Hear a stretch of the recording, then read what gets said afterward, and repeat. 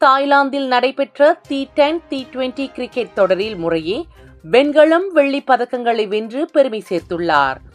இது நாட்டுக்கும் ஸ்லாங்கூருக்கும் சந்தோஷாவுக்கும் பெருமை என அத்தொகுதியின் சட்டமன்ற உறுப்பினர் குணராஜ் ஜார்ஜ் புகழாரம் சூட்டியுள்ளார்.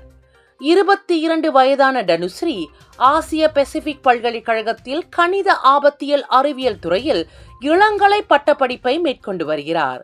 10 வயதிலிருந்தே கிரிக்கெட்டில் ஆர்வம் கொண்டு விளையாடி வரும் இவர் தனது திறமையால் தேசிய அணிக்கு தேர்வாகி வெறும் 14 வயதிலேயே மலேசியா சார்பில் மகளிர் ஆசிய கிண்ண போட்டியில் பங்கேற்று பரபரப்பை ஏற்படுத்தினார். 2018ஆம் ஆண்டு ஜூன் 9ஆம் தேதி வங்காளதேச அணிக்கு எதிராக WT20I போட்டியே இவர் மலேசியாவை பிரதிநிதித்த முதல் ஆட்டமாகும். இதுவரை 2 C போட்டிகளில் பங்கேற்ற அனுபவமும் இவருக்கு உண்டு.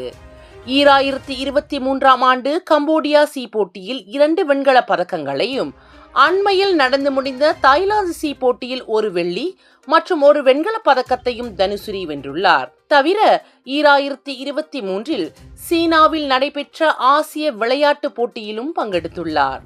19 வயதுக்கு கீழ்ப்பட்ட மலேசிய மகளிர் அணியின் துணை கேப்டனாகவும் 2024 சுக்மா போட்டியில் ஸ்லாங்கூர் அணியின் கேப்டனாகவும் அவர் இருந்துள்ளார். அதில் அவர்கள் வெள்ளிப்பதக்கம் வென்றனர். தேசிய மகளிர் கிரிக்கெட் போட்டியில் கோலாலம்பூரும் ஸ்லாங்கூரும் வாகை சூடவும் இவர் முக்கிய பங்காற்றியுள்ளார். தனுஸ்ரீயின் இந்த வெற்றி இளம் தலைமுறைக்கு, குறிப்பாக விளையாட்டு வீராங்கனைகளுக்கும் முயற்சி, ஒழுக்கம் மற்றும் அனைத்துலக மேடையில் சிறப்பை நோக்கி செல்லும் ஊக்கமாக இருக்கும். ராஜயோகாவின் மங்களகரம் நிறைந்த தனித்துவம் கொண்ட சூடம், ராஜயோகாவின் தெய்வீக நறுமணம் நிறைந்த அகர்பத்திகள் மற்றும் இயற்கையான நறுமணம் கொண்ட ராஜயோகாவின் சாம்பிராணிகள் என பூஜைக்கான தேவைகளை உங்களிடம் கொண்டு வருகிறார்கள் ராஜயோகா. இது ஒரு சிம்லா மார்க்கெட்டிங்கின் தரமான வெளியீடு.